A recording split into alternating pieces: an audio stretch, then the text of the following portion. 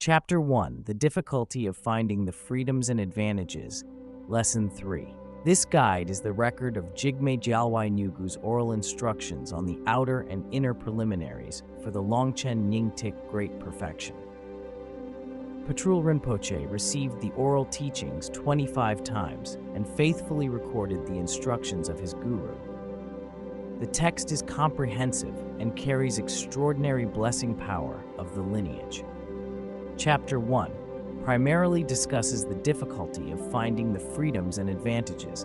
Before delving into this main topic, it introduces how to properly listen to Dharma teachings. The proper way to listen to the teachings includes the right attitude and the right conduct. There are two types of right attitude: the vast attitude of the bodhicitta and the vast skill in means of vajrayana. The latter refers to pure perception. You should be aware that the words of my perfect teacher isn't meant for everyone. Although the guide seems to be fundamental teachings and preliminary practices, it actually demands qualified Dharma students. A college entrance exam is unsuitable for those without a certain level of knowledge. Likewise, this guide is not for those who haven't established the right attitude. Nowadays, many people don't listen to Dharma teachings. And even if they occasionally hear the teachings, they rarely do it for the benefit of all beings, nor do they uphold the Vajrayana view of pure perception when receiving the Dharma. When listening to Dharma teachings, some people are simply driven by curiosity, others are seeking wealth, good health, fame, and career success. None of these constitutes the right attitude. This guide encompasses very profound Mahayana teachings and Vajrayana pith instructions, which may not suit the needs of those devoting themselves to the 8 worldly concerns, including gaining fame and wealth.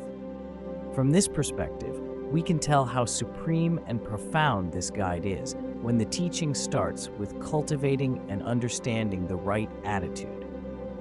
In general, many worldly people tend to be self-focused and narrow-minded. They are primarily concerned with their own benefit and only with this life. Other than this, it has never occurred to them to wish, from now until the attainment of Buddhahood, I aspire to benefit innumerous beings and to bring them the indescribable supreme enlightenment. As Shantideva says, could our father or our mother ever have so generous a wish? Do the very gods, the rishis, even Brahma harbor such benevolence as this? For in the past they never, even in their dreams, wished something like this even for themselves. How could they do so for another's sake? But a Mahayana practitioner must first generate bodhicitta before listening to the teachings of this guide. Then, how can we generate bodhicitta? There are 2 aspects embedded in bodhicitta. First, the great compassion for all beings. You need to first understand this. All beings in the 6 realms of samsara have been our parents since the beginningless time. As our parents, they have always done their utmost to take care of us and treated us with the greatest kindness possible. They provided us with the best food and clothing and showered us with boundless affection as we grew. It is stated in the sutras that all beings of the 6 realms have been our parents.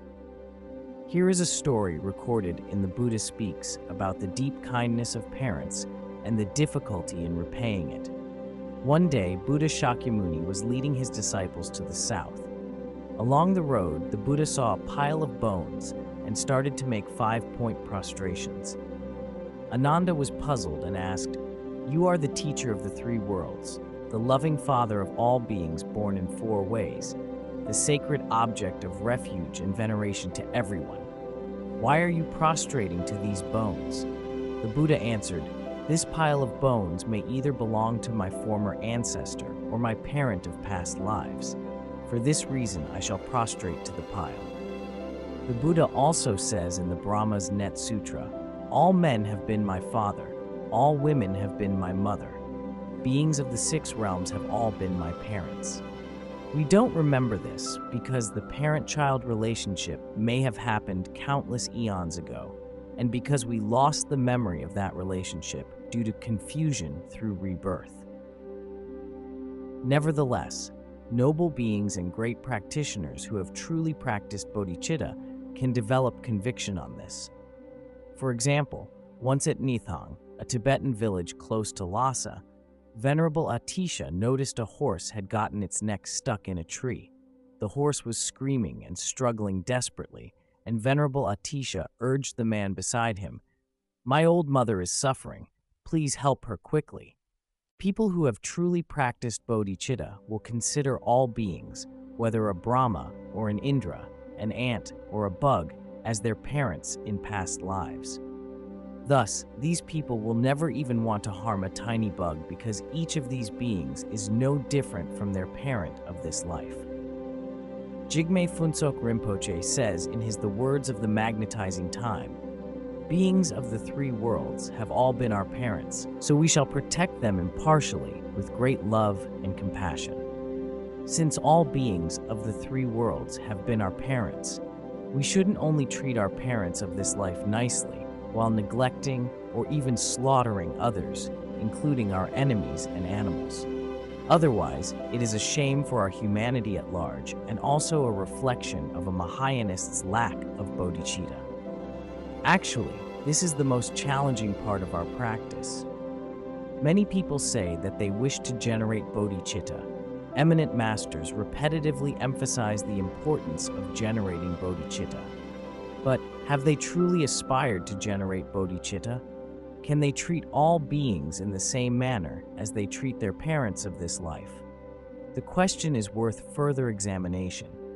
If you haven't put what you've learned into practice and have never generated bodhicitta for even a split second, then however eloquently you can talk, you are simply parroting others.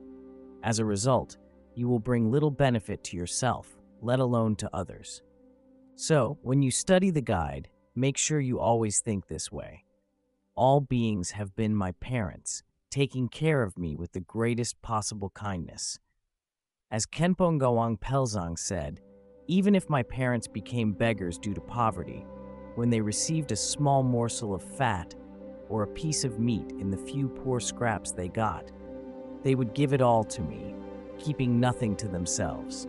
If my parents found an article of clothing in a garbage bin, torn and tattered, they would find a piece that was cleaner and thicker and make my clothes from that or use it to patch the clothes I had.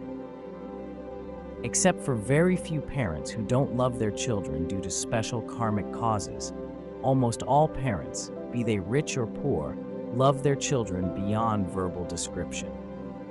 Each one of us has been a child. Let us reflect. How much attention have my parents given me? How much attention have I given them? Some of us as adults may treat our parents well, yet we do not spare even 30 minutes in a month to meet with them and chat with them. How pitiable the parents are. Of course, if we want to repay our parents for their kindness, it is not enough to just be with them. The key is to have them study the Dharma. In the culture of filial piety, the service most often advocated for repaying parents' kindness is to wash their feet. Nevertheless, their feet, be they dirty or clean, are not crucial. What is most important is to help them clean their minds. Since beginningless time, their minds have been contaminated by the poisons of greed, anger, and ignorance. If they cannot remove these poisons by themselves in this life, we should guide them to seek help from the Dharma. This is the best way to repay their kindness. Of course, what has been said refers to our parents of this life. In the same way, all beings have ever been our parents since the beginningless time, and they have treated us with the greatest kindness. Sadly, although they all earnestly pursue happiness, they don't really know the cause of true happiness, the 10 positive actions, due to their ignorance and their lack of knowledge in Mahayana Buddhism, and because they don't have the guidance of a qualified spiritual teacher. As a result, they steal to become rich and slaughter animals for their own benefits. They destroy the causes of their own happiness as if they were destroying their enemies. As Shantideva says, they long for joy, but in their ignorance destroy it as they would their foe. None of them want to suffer, but they do not know how to give up the causes of suffering, the 10 negative actions which are the root of all suffering. As a result, they commit sexual misconduct or gamble, hoping to alleviate suffering and find happiness. As Shantideva says in The Way of the Bodhisattva, beings long to free themselves from misery, but misery itself they follow and pursue. Thus, there is a contradiction between what they wish to have and what they actually do. From a global perspective, advanced innovations in technology have helped wrongdoers connive myriad ways to refine their heinous acts, while wholesome deeds remain sporadic and scarce. Bewildered, many people go astray, applying their worldly knowledge to wrongdoings. They know nothing about the law of karma or cause and effect, so what awaits them is only confusion, darkness, and terror. Poor beings, devoid of direction and bewildered, are like blind people left stranded in the vast expanse of an empty plain. Poor beings. Once they are reborn as hell beings, hungry ghosts, or animals, when will they get the chance to understand the law of cause and effect?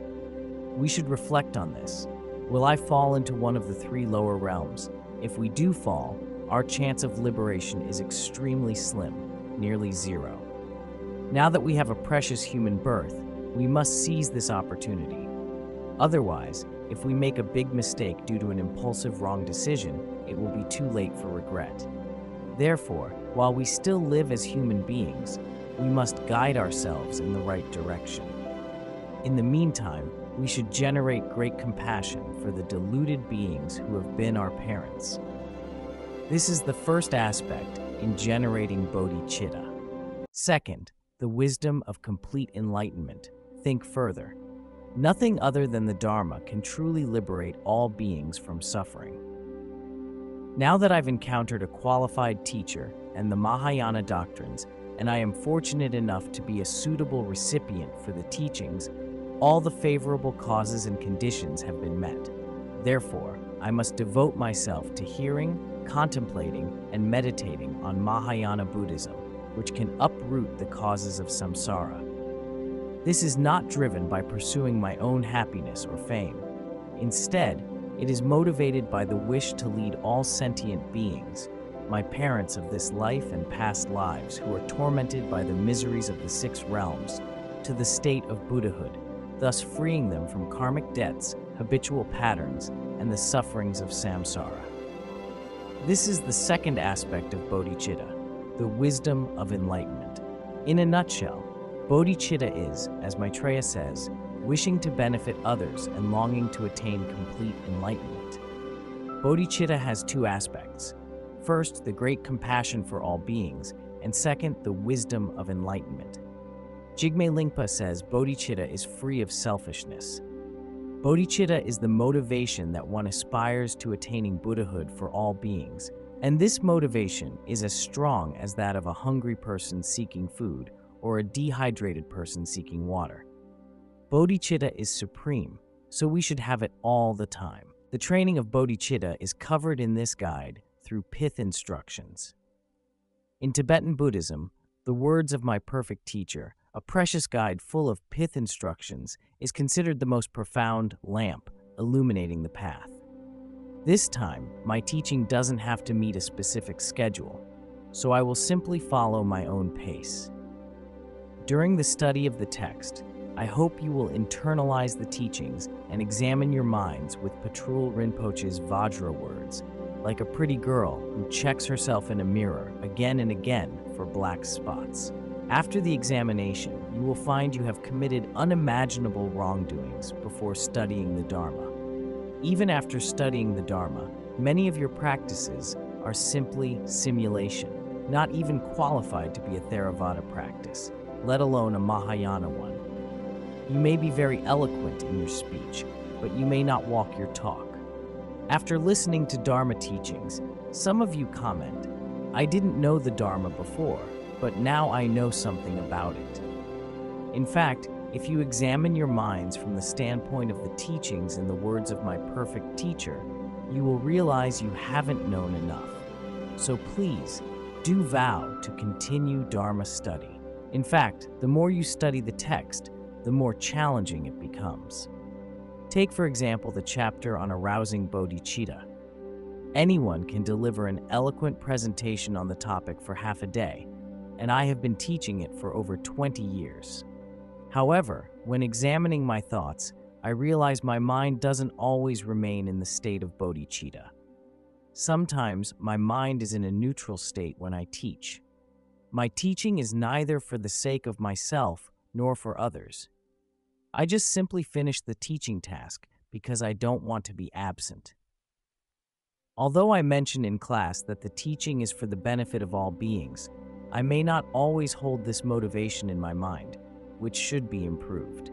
Therefore, it is important that everyone adjusts their motivation when hearing the routine motivational statement. To benefit all sentient beings, please generate the supreme bodhicitta, which is normally addressed at the very beginning of a Dharma teaching. If your motivation is well adjusted, you can uphold the merits of hearing the Dharma in a split second. This is very pivotal. Of course, this adjustment is also related to daily sustained practice. If you've never done such a practice, you may not be able to generate bodhicitta even if you have listened to teachings for years. In contrast, if you always think of benefiting others when conducting a virtuous action, gradually bodhicitta will naturally arise as a habit. Hence, whenever you do something positive, be it listening to Dharma teachings in front of the Guru, or via audio-video files, releasing captured animals, reciting mantras, engaging in philanthropy, doing volunteer work, and more, it is very important to arouse bodhicitta.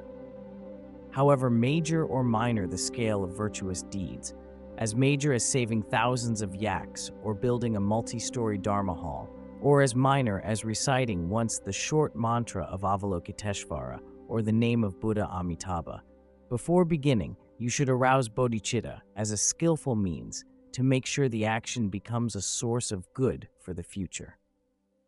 While carrying out the positive action, make sure to avoid getting involved in any conceptualization so that the merit cannot be destroyed by unfavorable circumstances.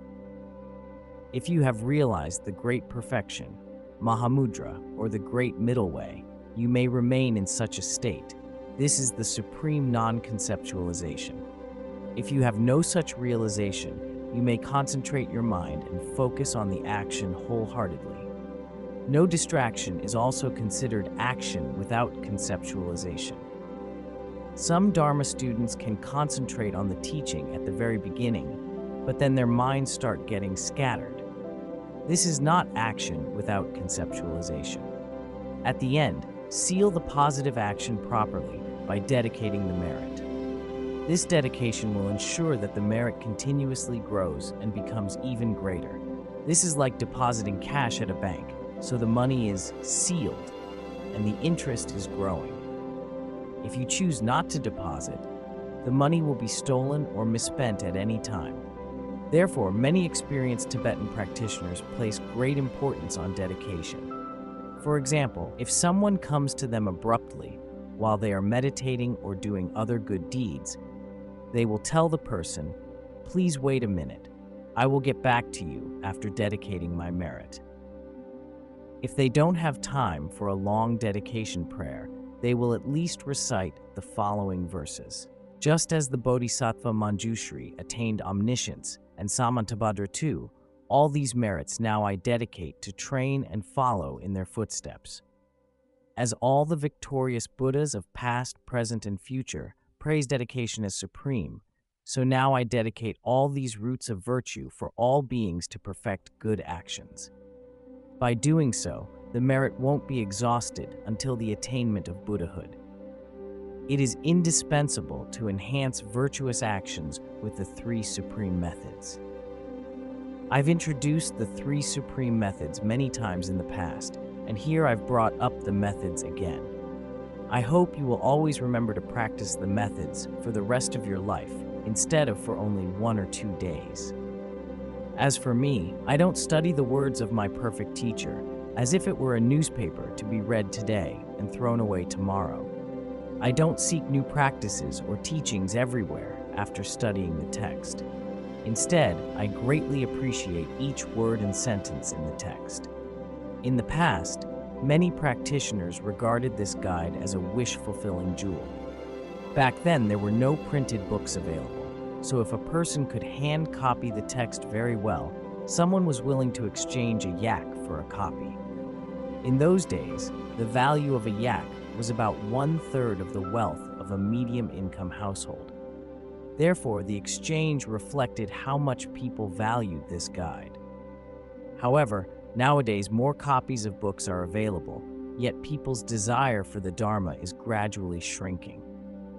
When a practitioner has an indifferent attitude toward the Dharma, it will be very hard for blessings to permeate the mind. I will give extensive teachings this time, which may generate a few volumes of transcripts. It is impractical to always carry the transcripts with you, but I do hope you will always carry with you a copy of the words of my perfect teacher, which is full of the Vajra words of Patrul Rinpoche. You may regard this guide as your qualified teacher. After all, a real teacher cannot follow you all day long, because over time you will be weary of the teacher and he of you. But this guide is a teacher who never gets angry. You can read it at any time so as to dispel your afflictions and sufferings. In summary, it is very important to first take a proper approach to listening to the teachings. If you don't listen in a proper manner, for example, you generate greed or anger while listening to the Dharma, this listening can hardly do you good. In such a case, you can stop listening and just leave, which is allowed in the sutras. The way you listen to the Dharma teaching is of great importance. But what is of greater importance is the motivation behind your act of listening. As Jigme Lingpa says in his Treasury of Precious Qualities, what makes an action good or bad? Not how it looks, nor whether it is big or small, but the good or evil motivation behind it. The merit accrued from your good actions, big or small, depends on your motivation. If your motivation is mixed with afflictions, such as rivalry or conceit, even if you have built a 13-story Dharma hall, this action won't generate big merit. In contrast, if your motivation is bodhicitta, even if your action is seemingly trivial, its merit is boundless. Take, for example, the story of a poor beggar woman in the Sutra of the Wise and the Foolish. The woman made great efforts to get a little oil for a lamp offering and made the offer with a bodhicitta aspiration. Even a realized Shravaka, an arhat, could not blow her lamp out. Therefore, whenever you have a bit of money to give or an opportunity for a good action, you should do so with a bodhicitta motivation. For example, even if you cannot finish listening to the entire Dharma teachings due to your heavy karmic debts, as long as you attend one session, you should listen to that teaching using the 3 supreme methods. You should arouse bodhicitta before beginning, concentrate on the teaching in the middle, and dedicate the merit at the end by reciting a prayer of a noble being's Vajra words. If you cannot afford to make continual offerings, whenever you make a bit of money, you can buy a bag of milk powder and offer it to the Sangha. At the beginning, generate bodhicitta, wishing to benefit all beings and bring them the supreme Buddhahood. I hereby offer this to the Sangha. When making the offering, concentrate your mind on the action and make the offering efficiently. At the end, dedicate the merit.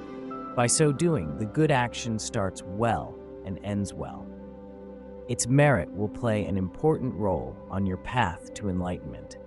Therefore, the degree of merit is not measured by the mere presence of the action. Some of you appear to perform good deeds on a large scale, such as devoting yourselves every day to listening to the Dharma.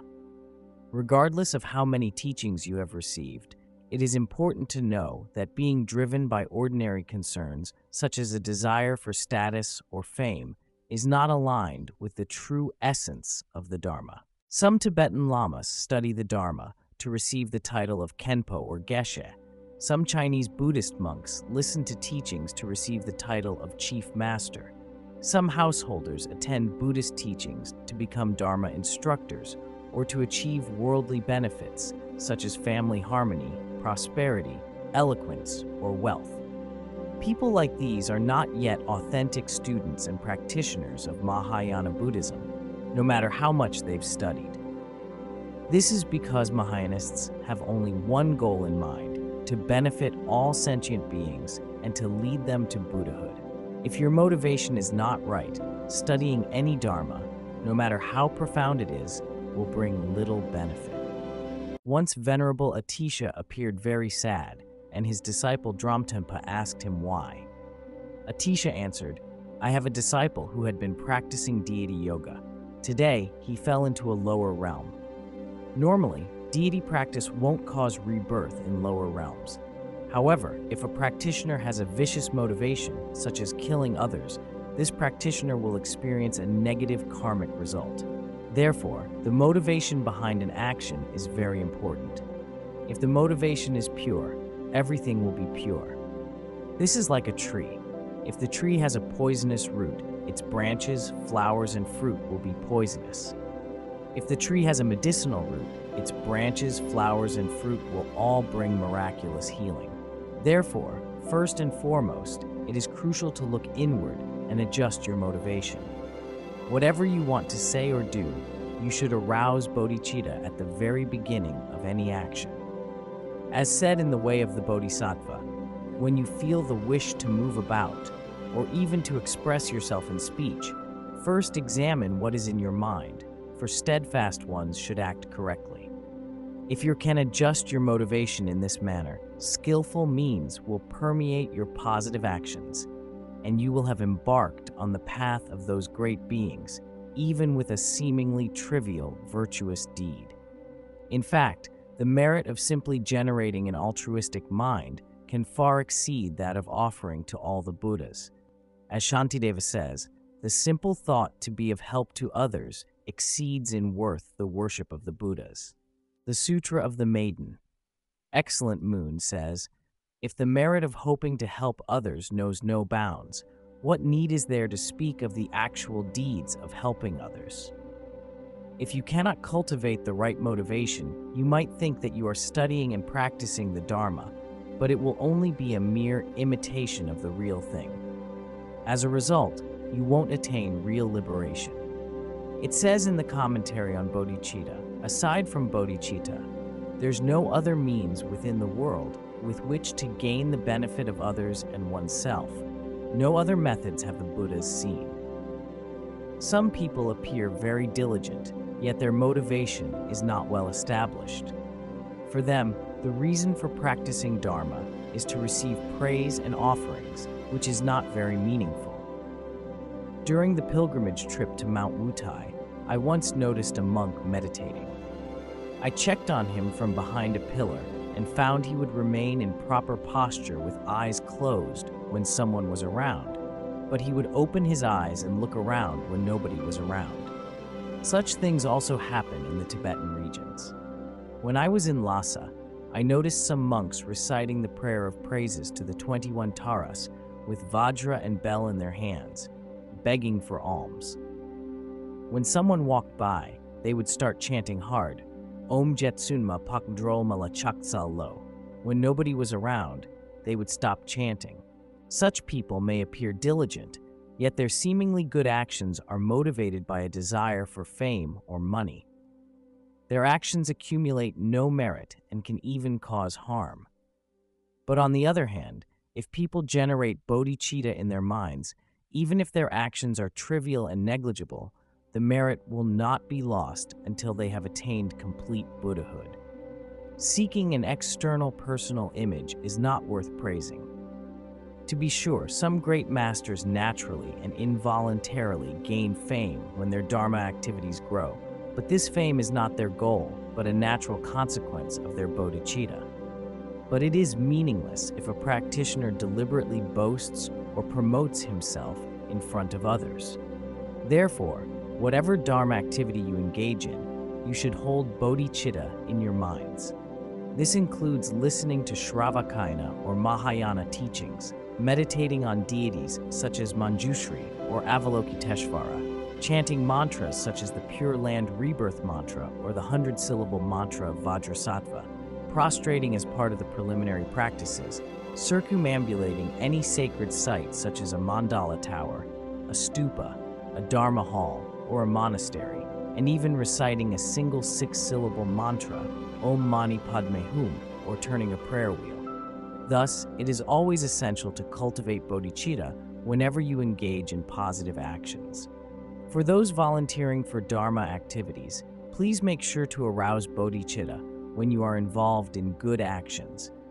These could include making phone calls for a philanthropic cause or preparing transcriptions of Dharma teachings. In the Mahasanipada Sutra, Sutra of the Great Assembly, Bodhisattva Ratnapani asked, "What is the essence of all dharmas?" Bodhisattva Akshagara replied, "Bodhicitta. When permeated by bodhicitta, all dharmas can advance. Without bodhicitta, no matter how big a good action may look, the accumulated merit is small." The above teaching is about arousing bodhicitta. We have studied a lot on the same topic in the past, but here it is introduced through pith instructions, so please do practice accordingly. Everyone can talk about bodhicitta, yet whether one can truly arouse bodhicitta depends on one's effort and practice. At the current stage, it is not advisable to hastily go after the high state of 5 eyes and 6 psychic powers, seeing the bindu, essence drop, or realizing the luminous nature of reality. What is much needed now is to generate bodhicitta, so that whatever you do becomes the source of merit for the Mahayana path. By so doing, any of your actions will be motivated by the intention of benefiting others, which means bodhicitta, the motivation mentioned in the first one of the 3 supreme methods, has arisen in you. If you are not able to develop this bodhicitta motivation, your overall practice won't progress well. Therefore, you should still make great efforts to generate bodhicitta, because it is pivotal for a Mahayanist to practice in the context of bodhicitta.